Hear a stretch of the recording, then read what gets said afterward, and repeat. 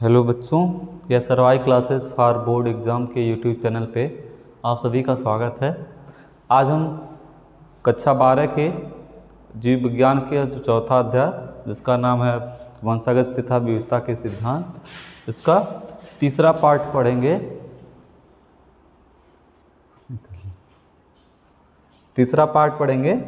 इससे पहले का जो पार्ट है कल उसमें हम लोगों ने पढ़ा था एक जीन की वंशागति के बारे में और उस नियम पे आधारित जो उस एक जीन की वंशागति के प्रयोग पर आधारित जो नियम थे, दो प्रभाविता का नियम, विसंयोजन का नियम, उसको हम लोगों ने पढ़ा था। तो आज हम लोग पढ़ने वाले हैं कि ऐसी स्थिति के बारे में जहाँ पे जो प्रभाविता का नियम है या विसंयोजन का नियम है। प्रभाविता का नियम एक्चुअली में उसका हम लोग विचलन पढ़ने वाले हैं कि जो मेंडल ने नियम बताया था प्रभाविता का नियम, उसका मतलब विचलन के मतलब ऐसा कहाँ होता है, कोई वेरिएशन जो होते हैं, मतलब ऐसा कि जहाँ पे वो नियम फॉलो नहीं होता, उसके बारे में हम लोग पढ़ने वाले हैं। तो जो पहला टॉपिक आज हम लोग पढ़ेंगे वो हम लोग पढ़ेंगे अपूर्ण प्रभाविता, या जिसको इंग्लिश में कहते हैं इनकम्प्लीट डोमिनेंस। ठीक है, अपूर्ण प्रभाविता या फिर इनकम्प्लीट डोमिनेंस, इसके बारे में हम लोग पढ़ने वाले हैं। तो जब मेंडल एक जीन की वंशागति के लिए मटर के पौधों पर प्रयोग कर रहे थे, तो ऐसा हम लोगों ने उन्हें देखा था कि लंबा पौधा लिया, बौना पौधा लिया, F1 पीढ़ी में केवल लंबा पौधा उत्पन्न हुआ। इस तरह के जब वो प्रयोग कर रहे थे तो कहीं कहीं पे किसी प्रयोग में F1 पीढ़ी में कुछ ऐसा लक्षण आ जाता था जो दोनों जनकों से नहीं मिलता था। जो दोनों जनक थे जहाँ से जिनमें पर परागण के फलस्वरूप F1 पीढ़ी बनी थी, ठीक है, तो F1 पीढ़ी में कुछ ऐसा लक्षण आ जाता था जो दोनों जनकों से नहीं मिलता जुलता था, बल्कि वो जो लक्षण था वो दोनों जनकों के लक्षण के बीच सा लगता था।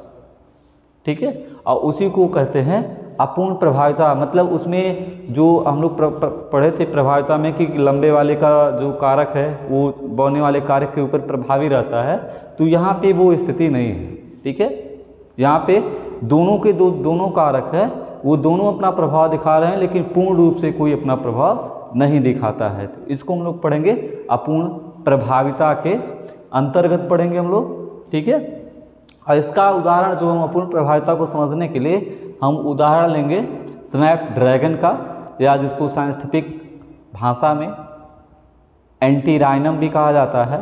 इसके पुष्प के रंगों की वंशागति के बारे में हम लोग पढ़ेंगे। तो जो स्नैपड्रैगन में पुष्पों का जो रंग होता है जनरली लाल, सफ़ेद और गुलाबी होता है। ठीक है, जब मेंडल नहीं बल्कि उनके बाद के जब वैज्ञानिकों ने एंटीराइनम का जो लाल पुष्प वाला पादप था वो भी तद्रुप प्रजननी था। मतलब कि अगर लाल पुष्प वाले में स्वयं परागण होता तो उसके फलस्वरूप जितने उसके पौधे उत्पन्न होते उनमें भी पुष्प लाल ही लगता। और फिर सफ़ेद वाले में, ठीक है, सफ़ेद वाला भी तद्रुप प्रजननी था, ट्रू ब्रीड था कि अगर उसमें भी स्वयं परागण होता तो उससे भी जो पौधे उत्पन्न होते उसमें सफ़ेद फूल ही लगता। तो जब इनका उन्होंने क्या करवाया, संकरण करवाया लाल पुष्प वाले का सफ़ेद पुष्प वाले के साथ संकरण करवाया वैज्ञानिकों ने, तो ये पाया कि F1 पीढ़ी में मेंडल के नियम के अनुसार क्या होना चाहिए, या तो रेड वाला प्रभावी हो या फिर सफ़ेद वाला प्रभावी हो। लेकिन इस प्रयोग से जो परिणाम प्राप्त हुए वो मेंडल के जो नियम था प्रभाविता का नियम, उसके अनुरूप नहीं प्राप्त हुआ। यानी F1 पीढ़ी में जो पौधा प्राप्त हुआ वो कैसा कलर का, गुलाबी पुष्प वाला पौधा प्राप्त हुआ। ठीक है, गुलाबी पुष्प वाला पौधा जो है प्राप्त हुआ।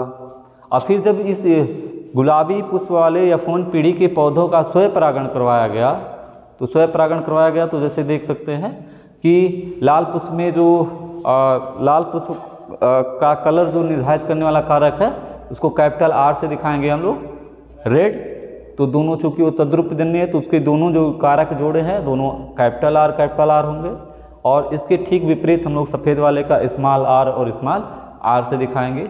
तो जो कैपिटल आर और कैपिटल आर वाले लाल पुष्प में जो युग्मक बनेगा, उसके हर एक युग्मक में पुष्प के रंग को निर्धारित करने वाला जो कारक होगा वो कैपिटल आर होगा, ठीक है। और सफ़ेद पुष्प के से जो युग्मक बनेंगे, हरे युग्मक में जो पुष्प के रंग को निर्धारित करने वाला जो कारक होगा वो कैसा होगा, स्मॉल आर होगा। और इन दोनों के संयोजन से जो युग्मनज बनेगा उसमें उसका जीनोटाइप क्या होगा, कैपिटल आर स्मॉल आर। और इसको जब उगाया गया तो इसका पुष्प का कलर कैसा था, गुलाबी पुष्प था, ठीक है।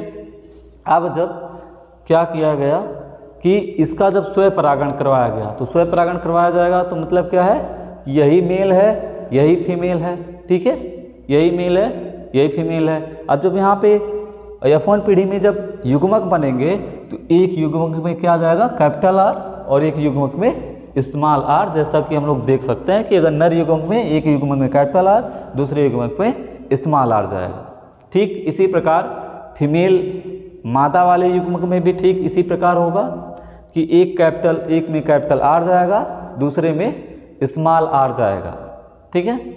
यदि कैपिटल आर का कैपिटल आर से संयोजन हुआ तो जो संतति उत्पन्न होगी, जब उसको उगाया जाएगा तो उसके पुष्प का कलर कैसा होगा, रेड होगा। लेकिन जब कैपिटल आर और स्मॉल आर के बीच, ठीक है, कैपिटल आर और स्मॉल आर युक्त युग्मकों के बीच संलयन होगा तो उनसे जो पादप बनेगा उसका कलर कैसा रहेगा, गुलाबी रहेगा, गुलाबी नीला, ठीक है। फिर इसी तरह इसमें भी देखा गया कि कैपिटल आर स्मॉल आर में हुआ तो भी गुलाबी मिला, फिर स्मॉल और स्मॉल आर में अगर हुआ तो क्या मिला, सफ़ेद मिला, ठीक है। ये उस प्रयोग के जो थे परिणाम थे, ठीक। अब अगर इसमें हम लोग फिनोटिपिक अनुपात देखेंगे तो फिनोटिपिक अनुपात कितना है, एक लाल है, दो गुलाबी है और एक सफ़ेद है, यानी फिनोटाइप या दृश्य प्रारूप अनुपात जो होगा वो होगा 1:2:1। और जो जीनोटिपिक अनुपात होगा वो भी सेम होगा कि एक का कैपिटल आर है, दो का कैपिटल आर स्मॉल आर और एक का स्मॉल आर। तो इस स्थिति में जो फिनोटाइप और जीनोटाइप दोनों जो अनुपात था वो सेम था, ठीक है। जबकि हम लोग मेंडल वाले के एक जीन में पढ़ रहे थे तो वहाँ पे क्या था कि फिनोटाइपिक अनुपात 3:1 था, लेकिन जीनोटाइपिक अनुपात 1:2:1 था, तो वो यहाँ पे बदल गया, ठीक है। और यहाँ पे जो F1 पीढ़ी में लक्षण व्यक्त हुआ वो न तो लाल व्यक्त हुआ न तो सफ़ेद व्यक्त हुआ, बल्कि इनके क्या हुआ, 20 कि लाल और सफ़ेद को मिलाएंगे तो क्या बनता है, गुलाबी बनता है, ठीक है। वो व्यक्त हुआ जो दोनों लक्षणों के लाल और सफ़ेद के बीच का है, ठीक है। तो इसको कहते हैं अपूर्ण प्रभाविता। अगर सिंपल शब्दों में कहना चाहें, साधारण शब्दों में हम लोग कह सकते हैं कि ऐसा संकरण, ठीक है, या ऐसा संकरण जिसमें F1 पीढ़ी के संतति में व्यक्त लक्षण दोनों जनकों के लक्षणों के बीच सा लगता है तो उसे कहेंगे अपूर्ण प्रभाविता, ठीक, अपूर्ण प्रभाविता, ठीक है। तो यहाँ पे प्रभाविता नामक संकल्पना का जो है स्पष्टीकरण हो गया। अब हम लोग पढ़ने वाले हैं कि प्रभाविता नामक जो संकल्पना था एक्चुअली में क्यों ऐसा हो रहा था कि एक दिन प्रभावी हो रहा था दूसरा अप्रभावी हो जा रहा था, इसके बारे में हम लोग पढ़ेंगे। तो इसके बारे में पढ़ने के लिए सबसे पहले समझना हम लोग को होगा, जीन का कार्य समझना होगा कि जीन क्या करता है, ठीक। तो जैसा कि हम लोग कल पिछले वीडियो में जाने थे कि जीन में ही जो कोई भी सूचना हो किसी जीव के शरीर की जो भी विशेषक है, जैसे हो गया बालों का कलर, आँख का कलर, त्वचा का कलर, ये सभी किससे कंट्रोल होता है, जीन से। ये सभी सूचनाएं किसमें होती हैं, जीन में होती है। और उसमें हम लोगों ने ये भी पढ़ा था कि एक जीन के कई रूप हो सकते हैं, थोड़ा थोड़ा बदले रूप हो सकते हैं, जिनको हम लोग सम्मिलित रूप से क्या कहेंगे, एलील कहेंगे। अब चूंकि एक कोई भी जीव जो होता है, साधारणतः जीव कैसे होते हैं, द्विगुणित होते हैं, यानी उनमें किसी भी लक्षण को नियंत्रित करने वाले जो कारक होते हैं वो दो होते हैं, ठीक है। दो होते हैं जो कि एक जैसे जिसको संयुग्म जीव कहेंगे, या फिर दोनों कारक जो हैं वो थोड़ा अलग अलग हो सकते हैं उस स्थिति में उनको हम लोग विषम युग्मजी कहेंगे। अब विषम युग्मजी की स्थिति में क्या हो सकता है कि जो दूसरा कारक जो अलग हुआ है, हो सकता है कि वो पहले सेम कारक रहा हो लेकिन कुछ परिवर्तन उसमें आया हो कि उसका जो रूप है वो बदल गया हो। इतनी बात क्लियर है? ठीक है, कि हो सकता है कि जो दूसरा वाला विषम स्थिति कि दूसरा वाला जो कारक है, हो सकता है कि उसमें कोई परिवर्तन आया हो और वो पहले वाले कारक से कुछ थोड़ा सा उसमें बदल गया हो, थोड़ा उसका रूप परिवर्तित हो गया हो। ठीक है, अब क्या है कि अगर मान लें, ठीक है, कि कोई जो जीन है एक विशेष एंजाइम उत्पन्न करने की क्षमता रखती है। कोई जो जीन मान ले रहे हैं कि एक जीन है जो एक एंजाइम उत्पन्न करती है, ठीक है, एक एंजाइम उत्पन्न करती है और इस जीन के जो दोनों प्रतिरूप है, दोनों प्रतिरूप, अभी हम बोले ना कि हर लक्षण को नियंत्रित करने वाले कितने कारकों का एक जोड़ा रहता है। तो जो दोनों प्रतिरूप है, मान लीजिए अगर दोनों अलग अलग हैं तो क्या है, वो एक एलील है, क्योंकि लक्षण को तो एक को ही नियंत्रित कर रहे हैं। ठीक है, लेकिन एक ही लक्षण को नियंत्रित कर रहे हैं, लेकिन कोई अलग लक्षण दिखा है, कोई लंबा दिखा है, कोई बना दिखा है, तो ये दोनों एलील हैं एक दूसरे के। ठीक है, यदि हम मान लें कि जो सामान्य एंजाइम, समान एलील है, जो समान जीन है वो एक समान एंजाइम उत्पन्न करता है जो एक कोई सबस्ट्रेट है। ठीक है, जो एक कोई सबस्ट्रेट है जिसको वो किसी अन्य पदार्थ में रूपांतरित कर दे रहा है। तो जैसे यहाँ पे यस कोई सबस्ट्रेट है और जो सामान्य एलील है वो कोई ऐसा एंजाइम उत्पन्न करता है कि यस कन्वर्ट हो जाता है किसमें, किसी प्रोडक्ट में कन्वर्ट हो जाता है जो लक्षण के रूप में व्यक्त हो जाता है। अब यहाँ पे क्या हो सकता है कि जो रूपांतरित एलील है, ठीक है, जो एलील रूपांतरित हो गई है उसको क्या, उसके द्वारा अब क्या क्या हो सकता है। ठीक है, सामान्य जो एलील है वो क्या करता है, एक एंजाइम उत्पन्न करता है और उसका जो बदला हुआ रूप है वो क्या क्या कर सकता है। तो सिद्धांत उसमें तीन चीज़ें पॉसिबल है। ठीक है, पहला तो ये हो सकता है कि वो समान एंजाइम उत्पन्न करे जैसे कि समान एलील कर रहा है। दूसरा ये हो सकता है कि वो कार्य अच्छा में एंजाइम उत्पन्न करे, यानी एंजाइम तो उत्पन्न करेगा लेकिन वो एंजाइम कार्य ही नहीं कर पाएगा। तीसरा क्या कर सकता है, हो सकता है कि एंजाइम ही ना बने, ऐसे कोई परिवर्तन हो गया कि एंजाइम ही ना बने। ठीक है, अब तीनों स्थिति में हम लोग देखते हैं क्या होगा। अगर एंजाइम बन रहा है तो क्या होगा कि ये जो सबस्ट्रेट है ये प्रोडक्ट में कन्वर्ट होगा और तब जो लक्षण आएगा वो सामान्य एलील का जैसा आएगा, सामान्य एलील जैसा आएगा। जैसे सामान्य एलील दिखाता है उसी तरह इसका भी लक्षण आएगा। दूसरा कि अगर कार्यक्षम एंजाइम है जो काम ही नहीं करता है, इसका मतलब ये सबस्ट्रेट इस प्रोडक्ट में कन्वर्ट ही नहीं होगा। ठीक है, तो जो सामान्य एंजाइम जो लक्षण दिखाता, सामान्य जो एलील लक्षण दिखाता था वो लक्षण व्यक्त ही नहीं होगा। ठीक है, अगला क्या हो सकता है कि अगर एंजाइम ही नहीं बना तब तो इस सबस्ट्रेट को इसमें प्रोडक्ट में बिल्कुल कन्वर्ट होने की बात ही नहीं हम लोग कर सकते। ठीक है, क्योंकि एंजाइम ही नहीं है भाई, बिना एंजाइम के ये वाला कन्वर्ट ही नहीं होता है प्रोडक्ट में। ठीक, तो अब ये सबस्ट्रेटम जो है ये प्रोडक्ट में कन्वर्ट ही नहीं होगा और उस समय भी उसके लक्षण क्या होंगे, अलग होंगे। तो ये प्रभाविता नामक जो संकल्पना है उसका स्पष्टीकरण यही है। ठीक है, कि उसमें क्या था, जो कैपिटल आर और कैपिटल आर था क्या कर रहे थे, वो लंबाई को नियंत्रित कर रहे थे। अब जो कैपिटल आर था हो सकता है कोई एंजाइम संश्लेषित कर रहा हो जो एंजाइम को बढ़ा रहा हो और जो लंबाई को बढ़ाता, लंबाई के लिए उत्तरदायी हो। ठीक है, तो कैपिटल आर थे, भरपूर एंजाइम बन रहा है। कैपिटल आर स्मॉल आर आ गए तो कैपिटल आर तो एंजाइम बना रहा है बट स्मॉल आर अपना एंजाइम नहीं बना रहा है। इसका मतलब कैपिटल आर एंजाइम बना रहा है। तो वो चीज़ें जो होती हैं सामान्य वो दिख रहे हैं कि आधा एंजाइम नहीं बना लेकिन पर्याप्त मात्रा में बन जा रहा है कि वो पौधा लंबा हो। तो ये प्रभाविता नामक संकल्पना का स्पष्टीकरण था, इसके बारे में भी हम लोगों ने पढ़ा। अब अगला हम लोग पढ़ेंगे सह प्रभाविता, या जिसको इंग्लिश में कहेंगे कोडोमिनेंस। ठीक है, कोडोमिनेंस। अभी इसके पहले हम लोगों ने क्या पढ़ा था, इनकम्प्लीट डोमिनेंस, अपूर्ण प्रभाविता। उसमें हम लोगों ने पढ़ा था कि यदि F1 पीढ़ी की संतति में जो लक्षण व्यक्त हो रहा है वो दोनों जनकों से नहीं मिलता जुलता, बल्कि उन दोनों जनकों के लक्षणों के बीच सा लगता, तो उसको बोलेंगे अपूर्ण प्रभाविता। ठीक है। अब सह प्रभाविता क्या है? सह मतलब होता है साथ साथ, प्रभाविता मतलब प्रभावी, यानी साथ साथ प्रभावी। तो सह प्रभाविता एक ऐसी स्थिति है जिसमें जो एक जीन के जो दो एलील हैं, ठीक है, दोनों अपना अपना प्रभाव एक साथ दिखा देते हैं, और इसी घटना को हम लोग क्या कहते हैं? सह प्रभाविता कहते हैं। तो सह प्रभाविता एक ऐसी घटना है जिसमें F1 पीढ़ी के लक्षण दोनों जनकों से मिलते जुलते हैं।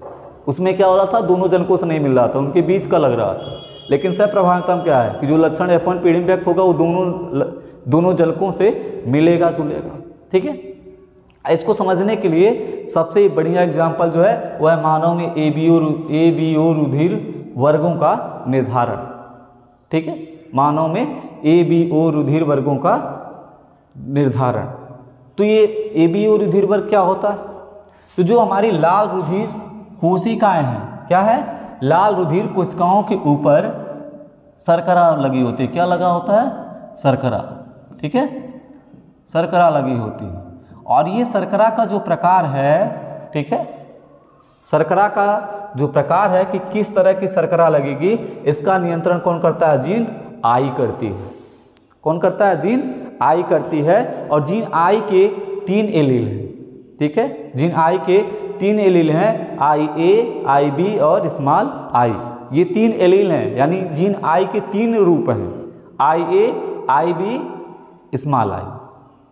अब IA जब क्या है कि अगर किसी व्यक्ति का में एलील जो है IA है, तो इस रुधिर, ये जो रुधिर कोशिका है, लाल रुधिर कोशिका, इसके ऊपर एक विशेष प्रकार की, मतलब एक अलग प्रकार की शर्करा लगती है। और यदि B है तो कुछ अलग प्रकार की शर्करा लगती है। यदि I है तो I किसी भी शर्करा का उत्पादन ही नहीं करती, यानी तब लाल रुधिर कोशिकाओं पे कोई भी शर्करा ही नहीं रहेगी। बात क्लियर हो गई? अब हम लोग क्या करते हैं, चूंकि हम लोग जानते हैं कि मानव का जीन जो है वो द्विगुणित होता है। ठीक है। कैसा होता है? द्विगुणित, यानी उसमें जीन आई के 2 एलील कम से कम रहेंगे। ठीक है। जीन आई के कम से कम 2 एलील रहेंगे। ठीक है। अब इसमें हम लोग बात ये समझ लेते हैं कि जो IA है और IB है, ये दोनों क्या हैं? आई के ऊपर प्रभावी हैं। ठीक है। जो स्मॉल आई है इसके ऊपर क्या है? प्रभावी है। यानी अगर IA और IB स्मॉल आई के साथ आए तो लक्षण किसका दिखेगा? I अगर A साथ I में है तो IA का दिखेगा, अगर IB स्मॉल आई के साथ है तो IB का लक्षण दिखेगा। ठीक है। यानी IA के साथ अगर I है तो रुधिर जो लाल रुधिर कोशिकाएं, इनके ऊपर शर्करा कौन सी? A प्रकार की शर्करा लगेगी। ठीक है। I किसी शर्करा का उत्पादन नहीं करती। अगर B है तो इस रुधिर कोशिकाओं के ऊपर B प्रकार की शर्करा लगेगी, क्योंकि I तो किसी रुधिर शर्करा का उत्पादन ही नहीं करती है। ठीक है। अब ऐसी स्थिति मान ले कभी कभी कि IA और IB जो 2 एलील हैं, उसमें एक एलील IA है और दूसरी एलील क्या है? IB है। तो इस स्थिति में क्या होगा? तो इस स्थिति में ये होता है कि IB अपने प्रकार की शर्करा भी इसके ऊपर बनाती है और IB अपने प्रकार की शर्करा इसके ऊपर बनाती है। यानी जो दोनों एलील हैं, एक जीन की जो दोनों एलील हैं, दोनों अपना अपना प्रभाव दिखाते हैं, और इसी घटना को हम लोग क्या कहते हैं? सह प्रभाविता कहते हैं। क्लियर है? इसको हम लोग उदाहरणों के माध्यम से, टेबल के माध्यम से समझते हैं कि ये जब IA और I2 दोनों उपस्थित होते हैं तो ये दोनों अपने अपने प्रकार की शर्करा की अभिव्यक्ति कर देते हैं, और इसी घटना को क्या कहते हैं? सह प्रभाविता कहते हैं। ठीक है। इसी घटना को सह प्रभाविता कहते हैं, और इसी कारण रुधिर कोशिकाओं में A और B दोनों प्रकार की शर्कराएं उपस्थित होती हैं। जैसा कि अभी हमने बताया कि यदि जीन जो है, जो I जीन है, उसका 2 एलील IA और IB रह जाए तो लाल रुधिर कोशिकाओं के ऊपर A प्रकार की भी शर्करा बनेगी और B प्रकार की भी शर्करा बनेगी। दोनों प्रकार की शर्कराएं बनेंगी, A प्रकार की भी और B प्रकार की भी, और इस समय जो व्यक्ति का रुधिर वर्ग होगा वो होगा AB। ठीक है। तो उसको हम लोग टेबल के माध्यम से समझने की कोशिश करते हैं कि 3 भिन्न प्रकार के अगर एलील हैं तो उनसे कुल 6 प्रकार के जीनोटाइप संभव है। 6 प्रकार के जीनोटाइप, ठीक है। यानी जीन की जो बनावट है वो 6 तरह की हो सकती है। वो किस तरह से हो सकती है कि जैसे मान लें कि अगर मान लीजिए कि मानव की बात कर रहे हैं तो मानव के ये जब युग्मक बनता है तो क्या होता है कि ये जो एलील होते हैं ये अलग अलग जो जोड़े में कारक हैं वो अलग अलग हो जाते हैं। तो मान लीजिए कि कोई एक जनक से एक एलील मिल रही है, दूसरे जनक से ये एलील मिल रही है, तो संतति का जीनोटाइप क्या होगा और उसका रुधिर वर्ग क्या होगा। तो पहला कि अगर जनक से जनक एक से एलील आती है IA और दूसरे से आती है IA, तो इस समय जो जीनोटाइप होगा क्या होगा IA, ठीक है। और इस समय रुधिर वर्ग क्या होगा IA रुधिर वर्ग होगा, ठीक है, A रुधिर वर्ग होगा। अब दूसरी स्थिति कि अगर जनक 1 से एलील जो आती है वो IA और जनक 2 से अगर एलील आती है IB, तो जीनोटाइप क्या हो जाएगा IA IB और उस समय रुधिर वर्ग क्या होगा AB, क्या होगा AB, ठीक है, AB। तीसरी स्थिति कि अगर जनक 1 से एलील आती है IA और जनक 2 से एलील आती है i, तो जीनोटाइप क्या हो जाएगा IA i और इस समय भी रुधिर वर्ग क्या होगा A प्रकार का ही रुधिर वर्ग होगा। इसके नेक्स्ट स्थिति क्या है कि अगर जनक 1 से एलील आती है IB और जनक 2 से आती है IA, तो इस स्थिति में क्या हो जाएगा IB IA, यानी इसी यही वाला IA IB IA IB, ठीक है, यही स्थिति आ जाएगी और इस समय रुधिर वर्ग क्या होगा AB, ठीक है। और यदि जनक 1 से IB आती है, जनक 1 की युग्मक में IB एलील है और जनक 2 के युग्मक में IB एलील है, तो जीनोटाइप क्या हो जाएगा, संतति का जीनोटाइप हो जाएगा IB और इस समय रुधिर वर्ग होगा B, ठीक है। तीसरी स्थिति कि अगर जनक 1 से जो वो है एलील है वो IB आती है और जनक 2 से i आती है, तो उस समय क्या होगा IB i और इस समय चूंकि B A के ऊपर I के ऊपर कंप्लीटली प्रभावी है, इसलिए यहाँ पर भी क्या होगा जो रुधिर वर्ग होगा वो B प्रकार का होगा। और अंतिम स्थिति क्या है कि i आता है जनक 1 से और i आता है जनक दूसरे जनक से, तो उस समय संतति का जीनोटाइप क्या हो जाएगा i और रुधिर वर्ग क्या हो जाएगा, रुधिर वर्ग हो जाएगा O, ये, ठीक है, O रुधिर वर्ग, ठीक है। यानी O रुधिर वाले व्यक्ति के लाल रुधिर कणिकाओं पर कोई शर्करा ही नहीं लगी होगी, ठीक है, कोई शर्करा ही नहीं लगी होगी।